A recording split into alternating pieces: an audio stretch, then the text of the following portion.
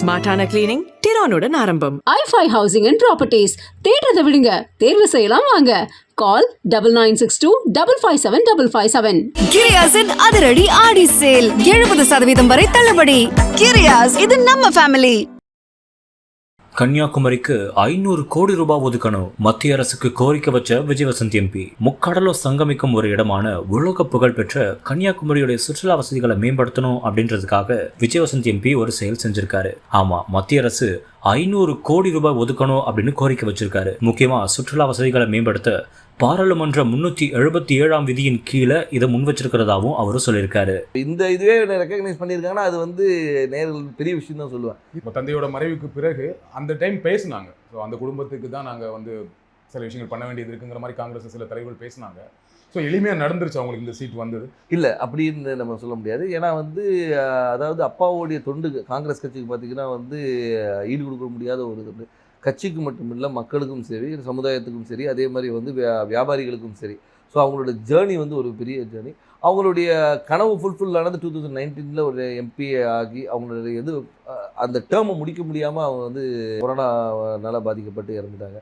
இதில் வந்து என்னென்னா வந்து அந்த டைமில் தான் வந்து எனக்கு வந்து அப்பாவோட கனவுகளை நிஜமாக்கணும். ஏன்னா அது வரைக்கும் இருக்கும்போது நம்ம ஒரு ஃப்ரண்ட் ரன்னராக இல்லவே இல்லை. நான் வந்து அரசியல்னாலும் அப்பா கூட நான் ஈடுபாட்டில் இருந்தேன். நான் ஃபஸ்ட்டு அப்பா மேயர் எலெக்ஷன்லேருந்து கேம்பெயின்ஸ் போயிருக்கேன். அப்போ காலேஜ் ஸ்டூடெண்ட் நான்.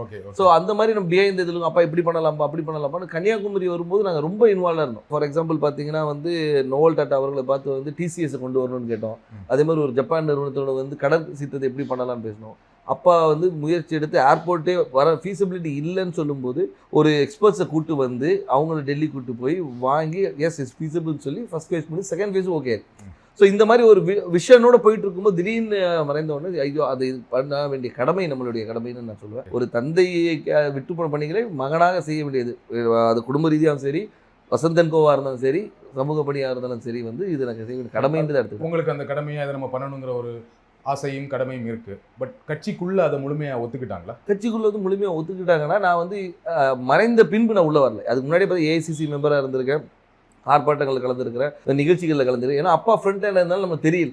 நிறைய பேர் கேட்டால் நீங்கள் கட்சியில் என்ன இருந்தீங்க சார், நான் இதில் இருந்தேன் பாருங்க அப்படின்னு ரெஃபரன்ஸ். ஓகே நீ இருந்திருக்கீங்களான்னு ஒரு இது வந்து அப்பா மறைவு பின்பு வந்து நம்ம தெரிஞ்ச உடனே ஒரு லைம் லைட்டில் வந்த மாதிரி.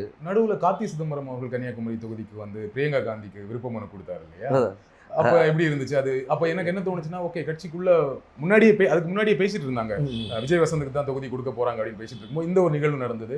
கட்சிக்குள்ள அப்போ ஒரு சப்போர்ட் இல்லாம இருக்கும் அப்படி ஒன்று. அதாவது அதுக்கு தான் பேர் விருப்ப மனுன்னே வச்சிருக்காங்க. அவங்க விருப்பப்படுறவங்கள வந்து இது பண்ணுறது தான் விருப்ப மனு வச்சிருக்காங்க. ஏன்னா வந்து அப்பா போட்டியிடும் போது ராகுல் காந்தி அங்கே போட்டியிடும் சொல்லி விருப்ப மனு கொடுத்தவங்களும் இருக்காங்க.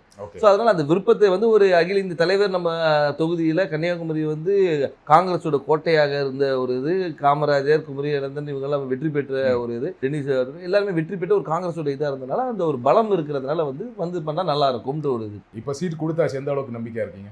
ரொம்ப நம்பிக்கையா இருக்கு. மக்கள் என்ன ரெஸ்பான்ஸ் சொல்றாங்க? மக்கள் ரெஸ்பான்ஸ் ரொம்ப நல்லா இருக்கு, ரொம்ப நல்லா இருக்கு. அதே மாதிரி என்னன்னா வந்து ஆதரவும், அதாவது வந்து முதற்கண் வந்து கட்சியோடைய ஸ்ட்ரென்த்தும் இந்த எங்களுடைய கூட்டணியோடைய பலமும், அதுபோல் அப்பா விட்டு சென்ற பணிகளும், அதுபோல் ராகுல் காந்தி அவர்களுடைய வருகை, அது வந்து அந்த கரெக்டாக அந்த மார்ச் 1 வந்தது வந்து ஒரு பெரிய எழுச்சியை கொடுத்தது. எங்கள் தொண்டர்கள் மத்தியிலும் சரி, பொதுமக்கள் மத்தியிலும் ஓகே நம்ம ஊர் வந்திருக்காங்க, அவர் பண்ண, அதாவது ஒரு தலைவராக வராமல் ஒரு தொண்டனாகவும் சராசரி மனிதனாக வந்தார். இப்போ நீங்கள் வந்து எல்லா தலைவரும் வராங்க, மீட்டிங் போகிறாங்க, அப்படி இல்லாமல் ரோட்டில் ஒரு டீ கடையில் நின்று ஒரு பையனை கூப்பிட்டு பேசி அவங்ககிட்ட ரன்னிங் இன்ட்ரெஸ்ட் இல்லைன்னா ஷூஸ் இருக்கா இல்லைன்னா ஷூஸ் வாங்கி கொடுத்து அனுப்புகிறேன். ஸோ இந்த மாதிரி ஒரு இதுக்கு பர்சனல் கனெக்ட், திடீர்னு போய்ட்டு ஸ்கூலில் போய் தண்டனை எடுக்கிறாரு, இன்ட்ராக்ட் பண்ணுற ஸ்டூடெண்ட்ஸோட.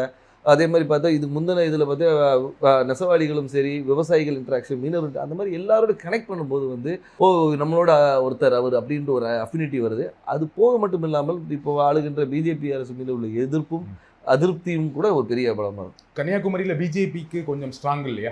பொன்னார் அவர்கள் ரொம்ப ஸ்ட்ராங்கான கேண்டிடேட் தான் இல்லையா? அதை மறக்க முடியாது. கண்டிப்பாக அதை நம்ம மறுக்க முடியாது. நம்ம வந்து அதாவது பிஜேபி தரப்பில் திரு பொன் ராதாகிருஷ்ணன் அவர்கள் வந்து ஒரு 2 முறை எம்பியாக இருந்தவர் தான், ஒரு பெரிய வேட்பாளர். ஆனாலும் எங்களுடைய கூட்டணி, அதாவது எங்கள் திமுக சார்ந்த கூட்டணி வந்து மிக பலமான கூட்டணி சொல்லலாம். அது வந்து திமுக மட்டும் இல்லாமல் எங்களை சார்ந்து இருந்த மதிமுக, அது ஒரு விடுதலை சிறுத்தைகள், அது ஒரு முஸ்லீம் லீக், அதுக்கப்புறம் மனிதநேய மக்கள் கட்சி, இது எல்லாமே பார்த்திங்கன்னா வந்து எங்களுடைய ஒவ்வொரு பேஸையும் கவர் பண்ணுது.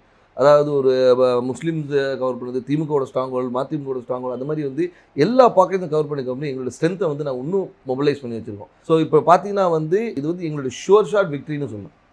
ஸோ உங்கள் கூட்டணியோட ரொம்ப ஸ்ட்ராங்காக இருக்குது, அந்த கூட்டணியை ஒரு பெரிய வெற்றி தேடித்தரும்னு சொல்கிறீங்க. கண்டிப்பாக திரு வசந்தகுமார் அவர்களுக்கு கன்னியாகுமரி தொகுதி மக்கள் வாக்களித்தாங்க. ஏன் விஜய் வசந்த் அவர்களுக்கு வாக்களிக்கணும்? ஏன் உங்களுக்கு வாக்களிக்கணும்? அதான் வசந்தகுமார் அவர்களுக்கு வாக்களித்தனால விஜய் வசந்துக்கு வாக்களிக்கணும்னு நான் சொல்ல வரல. ஆனால் ஒரு காங்கிரஸ் வேட்பாளராகவும் அதே மட்டுமல்ல வசந்தகுமார் அவர்கள் வந்து இந்த மக்களுக்கும் கன்னியாகுமரி மக்களுக்கும் பல துண்டுகளை செஞ்சுருக்காங்க. அது விட்டு போன பணிகளை வந்து அவர் மகன் செய்வார் என்ற ஒரு நம்பிக்கை அவங்களுக்கு இருக்குது. அது மட்டும் இல்லாமல் வந்து நான் வந்து ஒரு வாரிசாக வந்து நேராக போயிட்டு வந்து நான் நேராக டெல்லியில் இங்கேயும் போய் வரல. அடுத்த நாளே மக்களை சந்தித்தேன், மக்களோட இருந்தேன், எல்லா நிகழ்ச்சிகளை கலந்து கொண்டு எல்லாரோட நிறை குறைகளை கேட்டுட்ருக்கோம், மக்களாக இருந்தோம். அது ஏன்னா எடுத்தவொன்னே அக்செப்ட் பண்ணிக்க மாட்டாங்க. கேட்குற கேள்விக்கு நான் சொல்கிறேன், அதை அக்செப்ட் பண்ண வைக்கிறதுக்கு நான் ஒர்க் பண்ணேன்.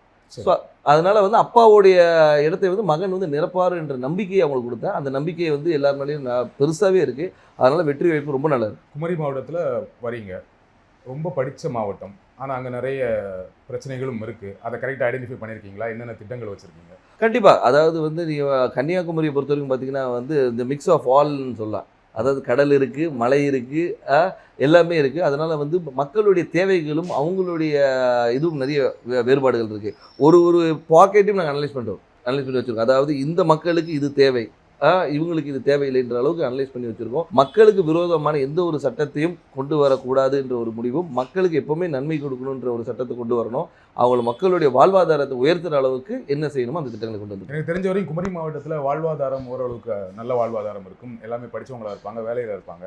ஆனால் என்னென்னா அங்கே என்ன வேலை கிடைக்குன்னா, ஒன்று படித்து முடித்தா டீச்சர், பெண்களாக இருந்தால் நர்ஸு, அப்படி இல்லைன்னா இப்போ ஒரு சமீப 10 வருடங்களாக சாஃப்ட்வேர் இன்ஜினியர் நிறைய பேர் வந்து சென்னையில் வேலை பார்க்குறாங்க, ஃபாரின் போவாங்க, கப்பல் போவாங்க, இந்த மாதிரி வேலை செய்வாங்களே தவிர மாவட்டத்துக்குள்ள வேற என்ன வேலை வாய்ப்புனா எதுவுமே பெருசாக கிடையாது. ஃபேக்ட்ரிஸ் கிடையாது, சாஃப்ட்வேர் கம்பெனிஸ் கிடையாது. அப்போ அதற்கான திட்டங்கள் என்ன?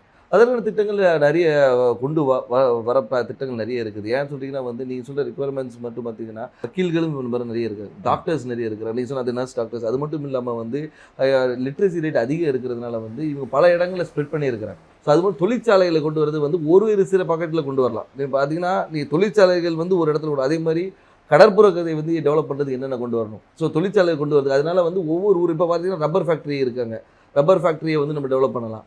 ஸோ வந்து அது மாதிரி தொழிற்சாலை நிறைய இருக்குது. அதே மாதிரி வேலைவாய்ப்பு திட்டங்களும் நிறைய கொண்டு வரலாம். நம்ம என்னென்னா நம்ம மக்கள் என்னென்னா இங்கே இருக்கிற மக்கள் எல்லாமே பாதி பேர் வெளியே தான் இருக்கிறாங்க. இப்போ இந்த கொரோனால தான் நமக்கு தெரிஞ்சு பாதி பேர் ஊரில் இருக்கும். இவ்வளோ பேர் வந்து நம்ம ஊரை சார்ந்தவங்க இந்த தமிழ்நாடு முழுக்க இருக்காங்கன்னு தெரியும். ஸ்மார்ட்டான கிளீனிங் டிரானுடன் ஆரம்பம். i5 housing and properties. தேடுறதை விடுங்க, தேர்வு செய்யலாம் வாங்க. கால் 9962 557 557. கிரியாஸின் அதிரடி ஆடி சேல் 70% வரை தள்ளுபடி. கிரியாஸ், இது நம்ம ஃபேமிலி.